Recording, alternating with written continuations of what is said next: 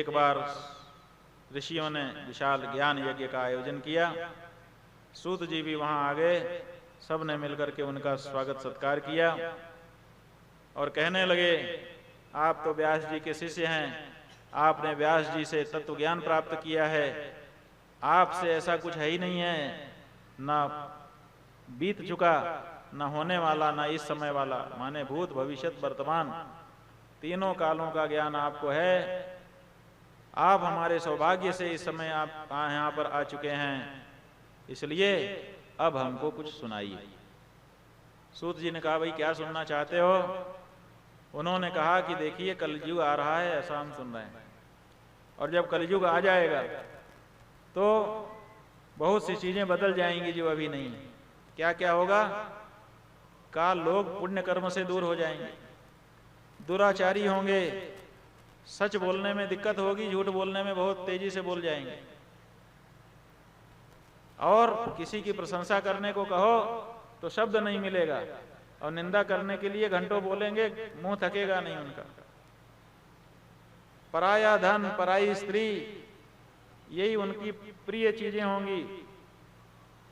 प्राणियों की हिंसा करने में उनको कोई दुख नहीं होगा, और शरीर को ही आत्मा समझेंगे, उसी को धो पोंछ कर समझेंगे कि हम अपना ख्याल रख रहे हैं।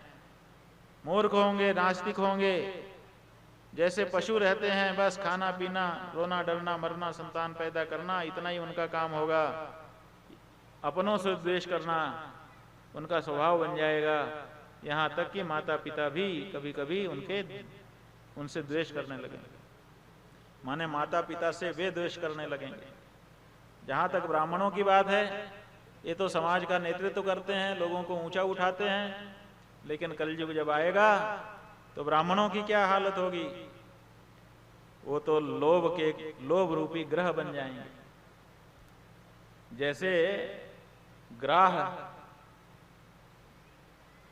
ताक में रहता है कि कोई आए और उसको हम निकल जाएं, ऐसे ब्राह्मण देखे ही रहेंगे कि कहां से क्या मिल सकता है, कैसे हम झपट्टा मार दें। यहां तक कि वेद बेच करके जीविका चलाने लगेंगे, धन का उपार्जन करने के लिए ही विद्या पढ़ेंगे। जो उनकी जाति के कर्म हैं, ब्राह्मण कर्म, उनको तो छोड़े रहेंगे। यहां तक कि संध्या उपासना भी नहीं करना चाहेंगे, ब्रह्म ज्ञान की तो कोई बात ही ना करे, उससे तो सर्वथा शून्य रहेंगे। उनके मन में दया भी नहीं है। यजमान भले कमजोर हो, मेरी दक्षिणा क्यों नहीं दी, इसकी चिंता उनको ज्यादा है। अपने को लेकिन पंडित मानेंगे, भले एक अक्षर आता ना हो। सदाचार व्रत से रहित खेती किसानी में भी लग जाएंगे जरूरत पड़े, और दूषित विचार वाले होंगे। ये परिवर्तन कलयुग के आने पर ब्राह्मणों में हो जाएगा। क्षत्रिय वो तो गलत लोगों का साथ करने लगेंगे, पापाचरण करेंगे, और उनकी सारी प्रवृत्ति व्यभिचार में चली जाएगी। अय्याशी, भोग, इसी में उनका मन चला जाएगा। उनमें शौर्य का अभाव होगा। पहले के क्षत्रिय ऐसे होते थे कि कब लड़ाई होगी, कब लड़ाई होगी, यही सोचते रहते थे। देर क्यों हो रही है, लड़ाई क्यों नहीं हो रही है, हम लड़ाई लड़ेंगे। सिर कटवाने में गौरव समझते थे। और कलयुग के क्षत्रिय कैसे होंगे? उनको मौत से भय लगने लगेगा, युद्ध तो करना ही नहीं चाहेंगे। सारा काम उनका शूद्रों जैसा हो जाएगा, और उनका जो चित्त है वो काम का किंकर होगा। शस्त्र विद्या उसको तो जानेंगे ही नहीं, अस्त्र विद्या की क्या बात है। गाय ब्राह्मण की रक्षा करने में उनको रुचि नहीं रह जाएगी, शरणागत की रक्षा करने में भी कोई ध्यान नहीं रहेगा। दिमाग केवल इसी बात में कि कहां से कोई कामिनी मिल जाए तो हम उसका उपभोग करें। प्रजा पालन रूपी जो सदाचार है उसकी तो उनको याद भी नहीं आएगी। इसी तरह से जो वैश्य हैं वो भी होंगे कुमार्गी, धनोपार्जन परायण, नाप तौल में भी घटतौली कर देंगे। अलग से ढलाई करवा के बांट ले आएंगे, जिसमें 50 ग्राम 100 ग्राम कम रहे, ऊपर छपा रहे 1 किलो और रहे 900 ग्राम, अब उसी से तौलने लगेंगे। अथवा तराजू की डंडी में मारेंगे, अथवा और कोई बहुत से तरीके निकाल लेंगे।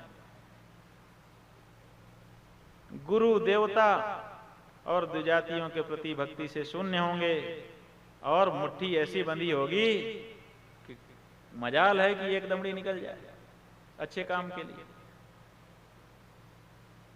कुआं खुदवाना, बावली बनवाना, तालाब का निर्माण करना, यज्ञ आदि आयोजन हो तो उसमें धन देना, ये पुराने वैश्यों का काम था।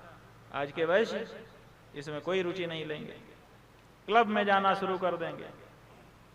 इसी तरह से जो शूद्र हैं वो भी मार्गभ्रष्ट हो जाएंगे। ब्राह्मणों की सेवा में, क्षत्रियों की सेवा और वैश्यों की सेवा में उनकी रुचि नहीं होगी, स्वभाव से अपने धर्म को छोड़ देंगे।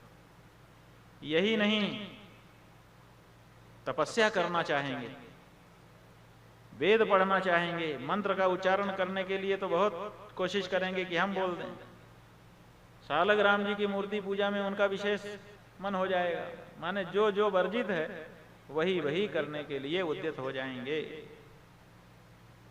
धनी हुए तो कुकर्म में लग जाएंगे, विद्वान हुए तो वाद विवाद में लग जाएंगे और धर्म का लोप करेंगे। इस तरह से चारों वर्णों के लोगों की स्थिति हो जाएगी। जो देखो चारों वर्णों के लोग अपने आप को ऊंचा कहेंगे कि हम तो बड़ी ऊंची खानदान के हैं, लेकिन काम ऊंचा नहीं रखेंगे। स्त्रियां भी ऐसे ही सदाचार से भ्रष्ट होंगी, संतानें माता पिता के प्रति श्रद्धा से रहित हो जाएंगी, असद विद्या पढ़ेंगी। ये सब जो महाराज हम सुन रहे हैं कि कलयुग आएगा तो होगा, तो हमारा तो मन बहुत घबरा रहा है। अगर ऐसा हो गया तो फिर नरक के दरवाजे तो घुसने की जगह नहीं मिलेगी। लोग कितना दुख पाएंगे, लोग दुखी हो जाएंगे, उनको नरक में जाकर के पाप कर्म का फल भोगना पड़ेगा। ये सोच सोच करके हमारा मन घबरा रहा है। इनकी मुक्ति का कोई उपाय हम चाहते हैं कि आप विद्वान हैं, हमको बताएं। ऐसा उन्होंने प्रार्थना की।